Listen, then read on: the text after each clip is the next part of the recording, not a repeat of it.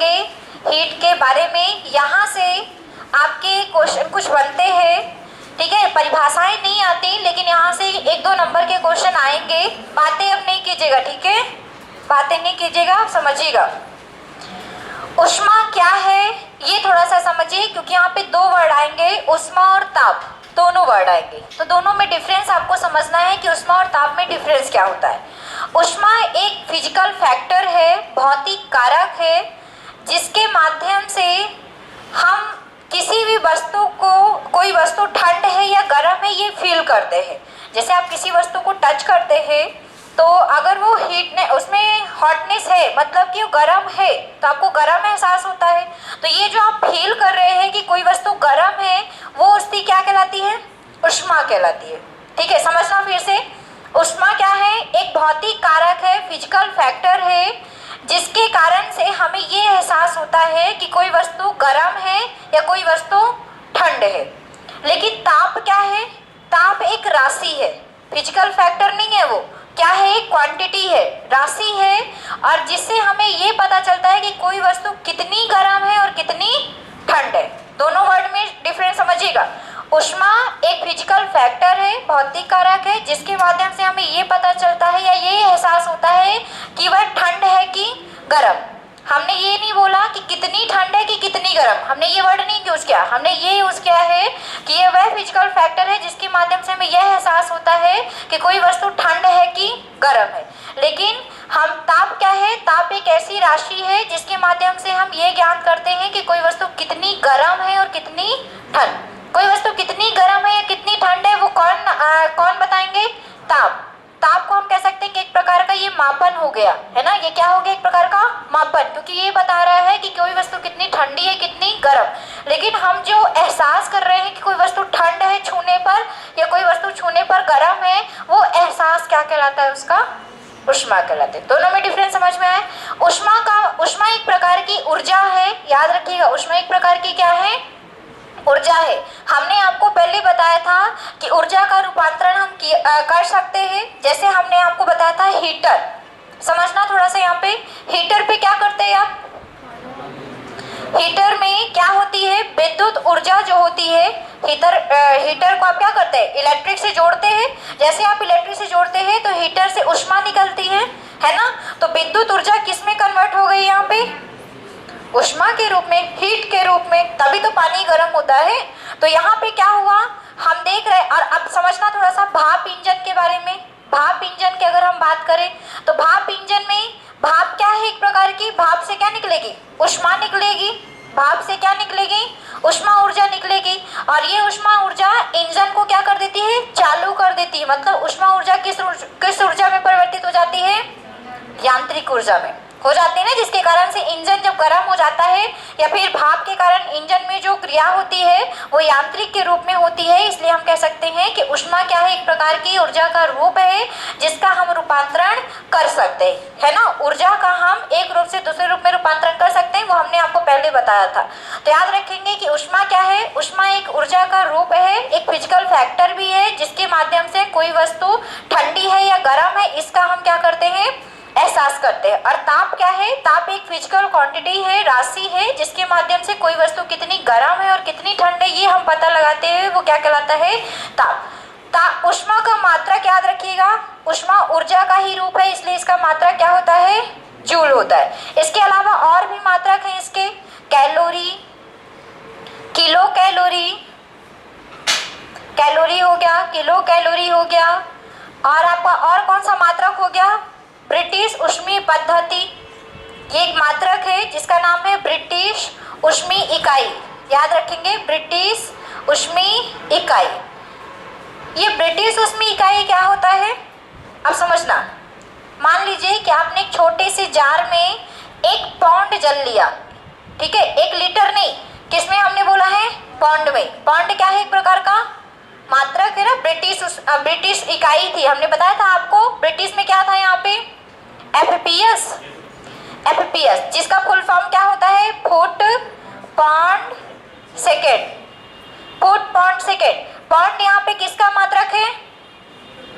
द्रव्यमान का। सेकेंड किसका मात्रक है? समय का। और फुट किसका मात्रक है? लंबाई का। तो समझना यहाँ पे आपकी यहाँ पे लंबाई, द्रव्यमान और समय का मात्रक है जिसका नाम है एफपीएस, और एफपीएस को हम ब्रिटिश पद्धति कहते हैं। कौन सी पद्धति कहते हैं? ब्रिटिश। मतलब अभी भी ब्रिटिश जो इलाके हमारे जैसे इंग्लैंड वगैरह हो गए, वहाँ पे अभी भी इस मात्रा का उपयोग किया जाता है। हम लोगों के यहाँ फुट का उपयोग करते हैं लेकिन पाउंड का उपयोग ज़्यादा नहीं होता। तो ब्रिटिश पद्धति में ब्रिटिश इकाई का उपयोग किया जाता है, जिसके कारण से हम ब्रिटिश उष्मीय इकाई बनाते हैं। अब इसमें ये ब्रिटिश उष्मीय इकाई है क्या? किसी 1 पाउंड जल को 1 फ़ारेनहाइट गर्म करने के लिए, समझिएगा, किसी 1 पाउंड जल को 1 डिग्री फ़ारेनहाइट गर्म करने के लिए जिस उष्मा की हमें आवश्यकता होती है उसे, उसका हम क्या कहते हैं? ब्रिटिश उष्मीय इकाई। फिर से समझना, 1 पाउंड जल, 1 लीटर जल नहीं, 1 पाउंड जल को हमें गर्म करने के लिए कितना गर्म करना है? 1 डिग्री फ़ारेनहाइट गर्म करने के लिए हमें जितनी उष्मा की आवश्यकता होती है वो उसकी क्या कहलाती है? एक ब्रिटिश उष्मीय इकाई कहलाती है। आया समझ में? और पेपर में आता है कि 1 ब्रिटिश उष्मीय इकाई बराबर कितने कैलोरी होता है, तो याद रखेंगे 252 कैलोरी होता है। कितना होता है? 252। अच्छा ये बताओ कि 1 किलो कैलोरी बराबर कितना होता है?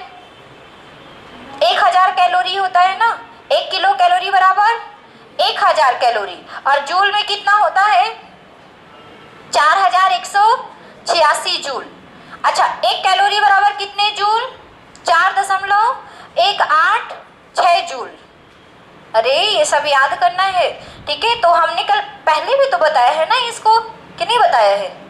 चलो तो समझना फिर से, हमारी उष्मा का मात्रक जूल होता है, लेकिन इसके अलावा और भी इसके मात्रक होते हैं, जैसे कैलोरी हो गया, किलो कैलोरी हो गया, ब्रिटिश उष्मीय इकाई हो गई। ब्रिटिश उष्मीय इकाई क्या है? हम 1 पाउंड जल को जब 1 फ़ारेनहाइट तक गर्म करते हैं, उसमें हमें गर्म करने के लिए जितनी उष्मा की आवश्यकता होती है वो उष्मा उसकी क्या कहलाती है? ब्रिटिश उष्मीय इकाई। आपको इसका मान याद करना है क्योंकि मान पेपर में पूछे जाते हैं। 1 कैलोरी बराबर कितने जूल? 4.186 जूल। 1 किलो कैलोरी बराबर कितने कैलोरी? 1000 कैलोरी, और जूल में आ जाए तो 4186 जूल।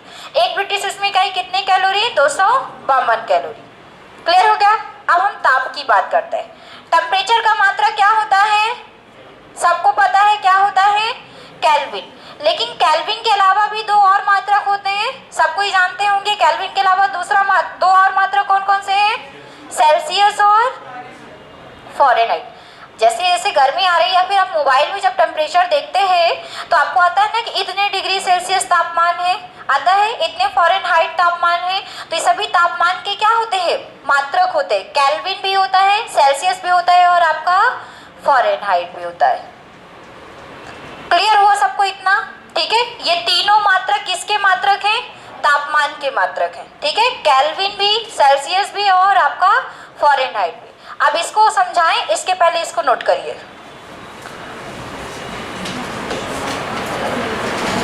चलिए बोले, हेडिंग करिए ऊष्मा, हेडिंग करिए सबको ही ऊष्मा, हीट।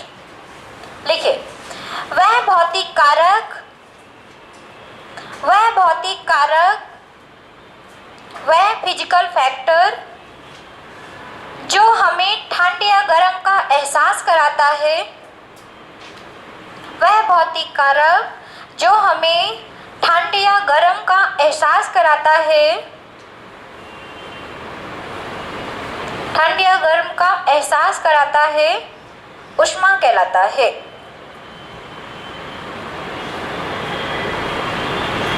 ऊष्मा कहलाता है। आगे लिखेंगे, ऊष्मा ऊर्जा का एक रूप है, ऊष्मा ऊर्जा का एक रूप है, ऊष्मा ऊर्जा का एक रूप है, ऊर्जा का एक रूप है। इसे एक रूप से दूसरे रूप में परिवर्तित किया जा सकता है, इसे एक रूप से दूसरे रूप में परिवर्तित किया जा सकता है, इसे एक रूप से दूसरे रूप में परिवर्तित किया जा सकता है। इसका मात्रक जूल है, इसका एसआई मात्रक लिख लीजिए, इसका एसआई मात्रक जूल है, एसआई मात्रक जूल है, तथा अन्य कैलोरी एसआई मात्रक जूल है तथा अन्य मात्रक कैलोरी किलो कैलोरी, अन्य मात्रक कैलोरी किलो कैलोरी। ब्रिटिश ऊष्मी इकाई सामने देख लीजिए, ब्रिटिश थर्मल यूनिट, इंग्लिश में कहेंगे British thermal unit. Calorie kilocalorie British ऊष्मी इकाई है, ठीक है, ब्रिटिश ऊष्मी इकाई है। आप सबका मान लिख लीजिए, मान लिखिए, इसका जो सामने लिखा हुआ ना इतना, वो पूरा आप लोग नोट कीजिए। 1 कैलोरी बराबर 4.186 जूल, 1 किलो कैलोरी बराबर 1000 कैलोरी, या फिर जूल में कितना होता है 4186 जूल, और 1 ब्रिटिश ऊष्मी इकाई बराबर 252 कैलोरी। नोट कीजिए सब कोई।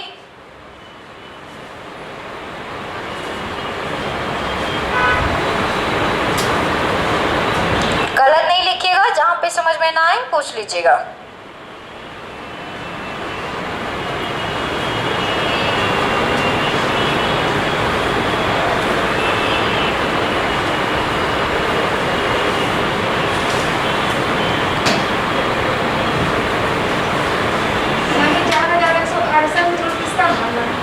एक 186 जूल 1 कैलोरी बराबर होता है, जूल में है ना, और अगर कैलोरी में आएगा तो 1 किलो कैलोरी बराबर कितने कैलोरी होगा 1000 कैलोरी। अब हेडिंग कीजिए टेम्परेचर, ताप, हेडिंग कीजिए अब ताप। इकाई British thermal unit, British thermal unit. Heading कीजिए अब सब कोई ताप, टेम्परेचर लिखिए। किसी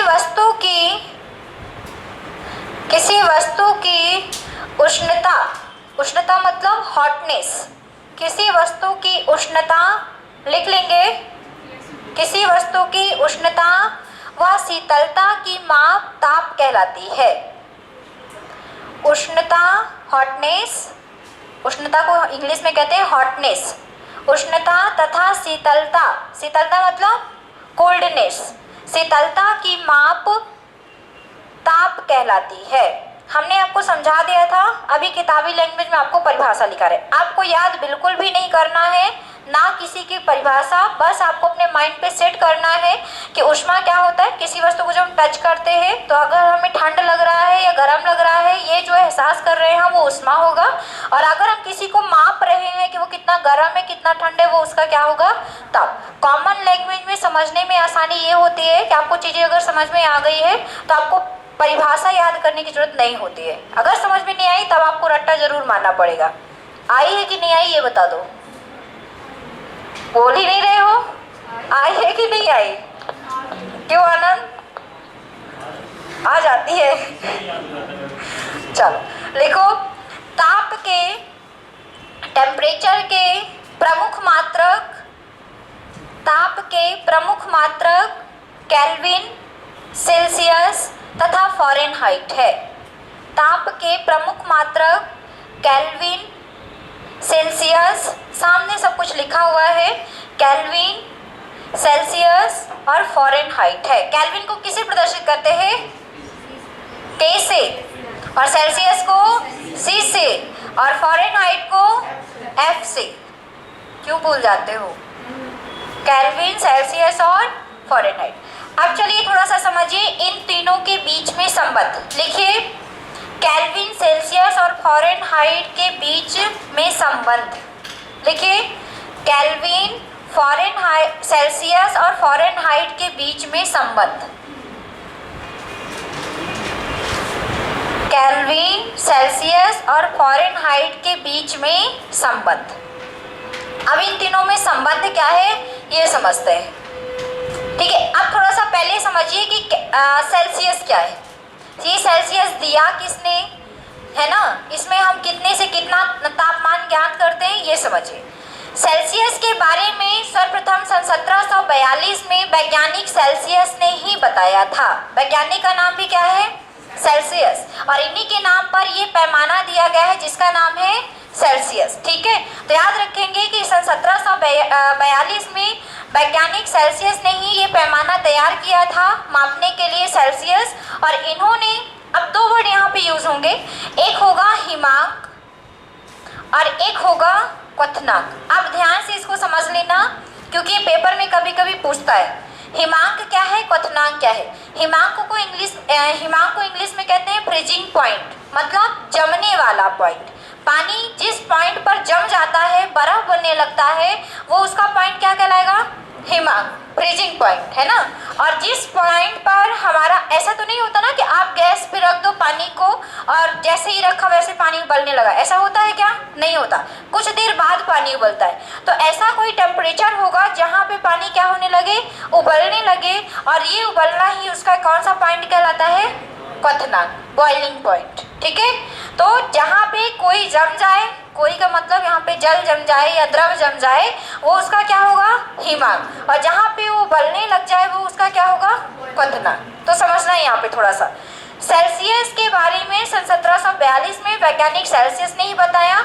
इन्होंने शुद्ध जल का जो हिमांक था, इन्होंने पानी को ही लिया और इन्होंने ये कहा कि शुद्ध जल का हिमांक इन्होंने माना 0 डिग्री सेल्सियस। कितना माना इन्होंने, मतलब इनका कहने का मतलब है कि जो पानी होता है, शुद्ध जल होता है, वो कितने डिग्री सेल्सियस पे जम जाता है, 0 डिग्री। और इन्होंने पानी का क्वथनांक माना 100 डिग्री सेल्सियस। कितना माना, 100 डिग्री सेल्सियस।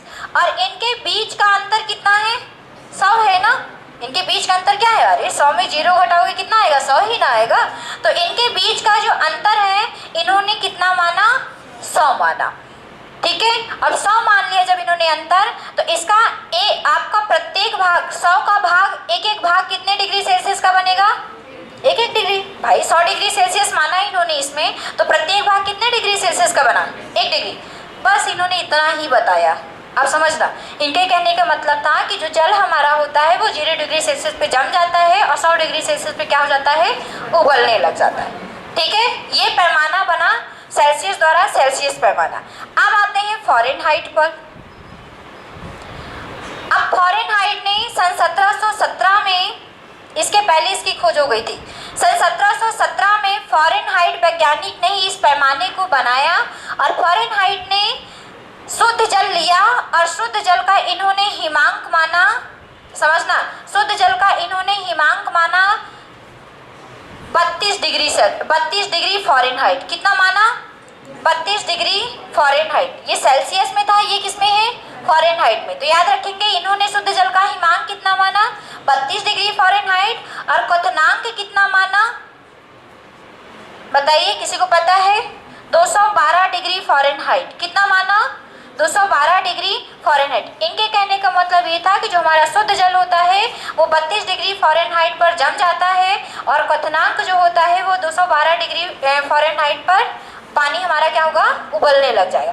और इन दोनों के बीच में कितना अंतर होगा, 180। तो इनके अंतर को इन्होंने कितने भागों में बांटा, 180 डिग्री 180 भागों में बांटा, सॉरी। और प्रत्येक आपका जो भाग होगा वो कितने डिग्री का होगा, कितने डिग्री फ़ारेनहाइट का, 1 डिग्री फ़ारेनहाइट। अब आते हैं केल्विन पे। केल्विन ने भी, अब वैज्ञानिक केल्विन ने ही इस पैमाने को दिया था। और याद रखिएगा कि इन्होंने भी शुद्ध जल लिया और शुद्ध जल का इन्होंने हिमांक बताया। सौरभ बताओ कितना हिमांक बताया इसका, कितना बताया, 273 केल्विन। कितना बताया, 273 केल्विन। मतलब इनके कहने का मतलब था कि जो शुद्ध जल होता है वो कितने केल्विन पर जम जाता है, 273। अभी समझो, बस इनके बीच में संबंध हम बता रहे। फिर इन्होंने क्वथनांक मतलब उबलने वाला पॉइंट क्या बताया, 373 केल्विन। और इनके बीच का कितना अंतर है, 100। तो इन्होंने इसके अंतर को कितने भागों में डिवाइड किया, 100 भागों। अभी हमने क्या देखा कि तीनों वैज्ञानिकों ने, सबने क्या लिया है, शुद्ध जल। सबने क्या लिया, कॉमन बात इन तीनों में क्या है, शुद्ध जल। तो इनका फिर एक कैलकुलेशन निकाला ये गया कि सबने शुद्ध जल लिया है और सबने अपने अपने पॉइंट पर सबका अलग अलग बताया है, क्योंकि सबका जो मान है वो कम या ज़्यादा है। सेल्सियस का मान यहाँ पे सबसे ज़्यादा है, नहीं वो दिखने पे लग रहा है 100 डिग्री सेल्सियस, लेकिन जो सेल्सियस का मान है ना सबसे ज़्यादा होता है। ठीक है, फ़ारेनहाइट पे कम होता है। समझना आप थोड़ा सा यहाँ पे संबंध क्या बना इन तीनों के बीच, संबंध बना C100 = F-32/180 = K के माइनस 273 बटे कितने भागों में बांटा? 100। क्या इसे हम सॉल्व कर सकते हैं? बिल्कुल। 0 से 0 0 0 कट गया, बराबर थे, 0 0 कट गया। इसको हम किससे काटते हैं? 2 पंचे 10, 2 नाम 18, 2 पंचे 10। तो हम नया अगर इसका संबंध देखें तो क्या बन रहा है नया संबंध? C/5 equal to F minus 32/9 equal to K minus 273 बटे 5। तो हमारे केल्विन, सेल्सियस और फ़ारेनहाइट के बीच ये संबंध दिया गया। इसका कहने का मतलब, इस संबंध का मतलब ये है कि जो हमारा सेल्सियस है वो फ़ारेनहाइट के बराबर है, जो हमारा फ़ारेनहाइट है वो केल्विन। मतलब ये तीनों एक दूसरे के क्या है? इक्वल है। एक दूसरे के क्या है? इक्वल। अब कैसे हुए इक्वल, ये मैं आपको एग्जाम्पल के रूप में बताती हूँ। अगर मान लीजिए, अब समझना, यहाँ पे समझ जाओगे तो समझ में आ जाएगा कि इक्वल कैसे दे दिया। ऐसे कोई उठा के नहीं दे देता है ना, कुछ चीज़ प्रमाणित होती है। तो C/5 बटे हमने लिख लिया F माइनस 32/9। दिमाग, आँख और कान तीनों खोलना तो ध्यान से समझ में आ जाएगा। मान लीजिए हम आपको बोल रहे हैं कि यहाँ पे फ़ारेनहाइट का मान निकालिए। हमने आपको कहा कि फ़ारेनहाइट का मान निकालिए, तो आपको सेल्सियस का मान पुट करना पड़ेगा, ठीक है। तो हम 0 नहीं रख सकते, क्योंकि 0 रख देंगे तो कोई मान नहीं निकलेगा। यहाँ पे हमको किसका मान रखना है? क्वथनांक का, पानी के क्वथनांक। और सेल्सियस पे क्वथनांक कितना होता है? 100। और बटे में क्या है? 5। अभी F का मान हमको निकालना है। फ्रीजिंग पॉइंट इसका दिया हुआ है, मतलब हमें क्या निकालना होगा? यहाँ पे क्वथनांक निकालना होगा, बॉइलिंग पॉइंट। चलो काटो इसको, 20 हो गया। इधर आएगा तो ये 9 दूनी 18 हो जाएगा, तो 180 बराबर F माइनस 32। F माइनस, अब ये माइनस इधर है, जब इधर आएगा तो किस में बदल जाएगा? प्लस में। तो 180 में 32 जोड़ो कितना होता है? 212। लो आ गया आपका आंसर। हमने बताया था कि पानी का क्वथनांक फ़ारेनहाइट में कितना होता है? आ गया समझ में सबको? इक्वल किसने कैसे कह दिया कि इक्वल है? क्योंकि यहाँ पे इक्वल हमको आंसर मिल रहा है। क्लियर हो गया ना सबको? चलो लिखो। देखिए तीनों पैमानों में संबंध, और इसको लिख लीजिए, पहले इसको लिख लीजिए। तीनों पैमानों में संबंध बराबर लिखेंगे C/5 equal to F minus 32/9 K minus 273 बटे 5। लिखो इसको पहले।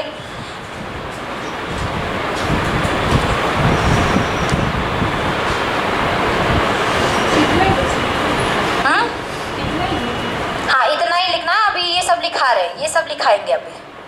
हो गया सबको उतना ऊपर वाला? चलिए अब लिखिए सेल्सियस पैमाना। हेडिंग कीजिए सेल्सियस पैमाना। सेल्सियस पैमाना लिखिए। इस पैमाने को थोड़ा जल्दी जल्दी लिखिएगा। इस पैमाने को सन 1742 में, इस पैमाने को सन 1742 में वैज्ञानिक सेल्सियस ने दिया था। इस पैमाने को सन 1742 में वैज्ञानिक सेल्सियस ने दिया था।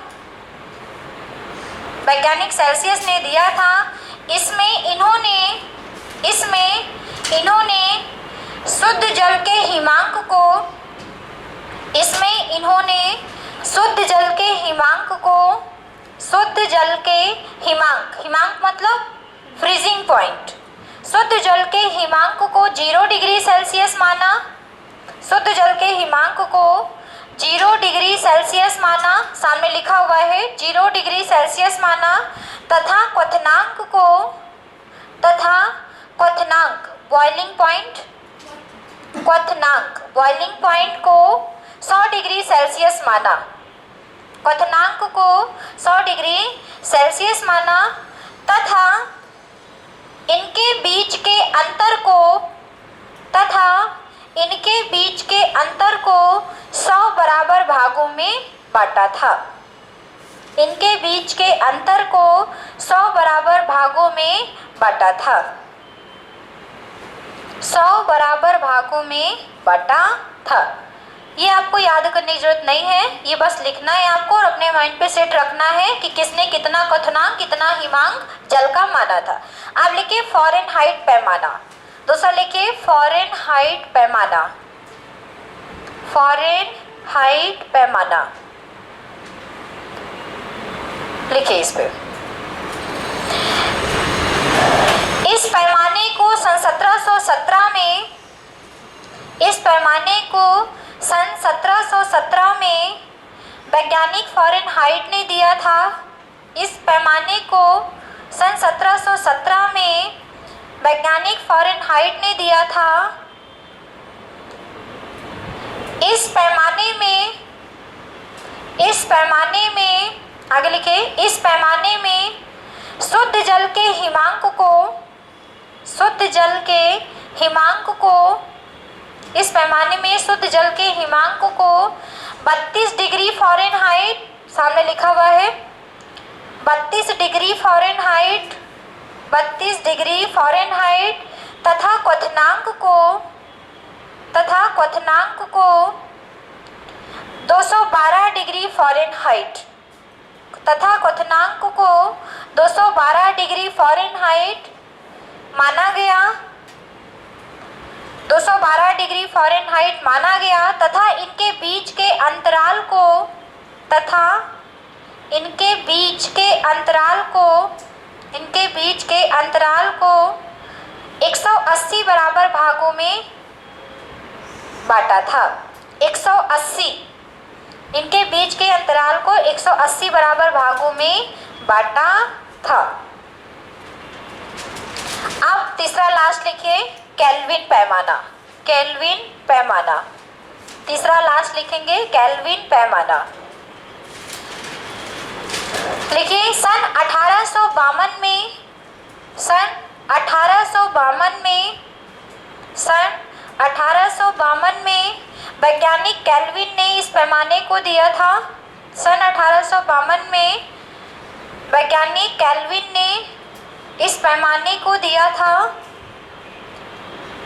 इसमें शुद्ध जल के हिमांक को, इसमें शुद्ध जल के हिमांक को, शुद्ध जल के हिमांक को 273 केल्विन, शुद्ध जल के हिमांक को 273 केल्विन, ये सामने लिखा है 273 केल्विन तथा क्वथनांक को 373 केल्विन माना था। शुद्ध जल के हिमांक को 273 केल्विन तथा क्वथनांक को 373 केल्विन माना था तथा इनके बीच के अंतराल को, तथा इनके बीच के अंतराल को 100 बराबर भागों में बांटा था, तथा इनके बीच के अंतराल को 100 बराबर भागों में बांटा था।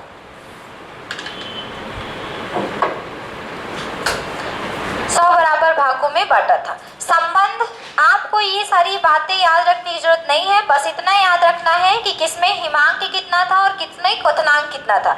आपको मेन क्या याद रखना है, आपको संबंध C/5 = F - 32/9 और K - 273/5।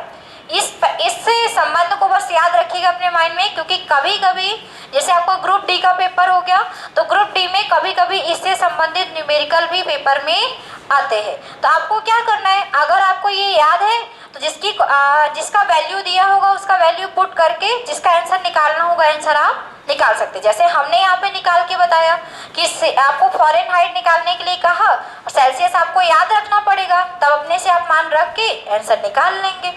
आया समझ में?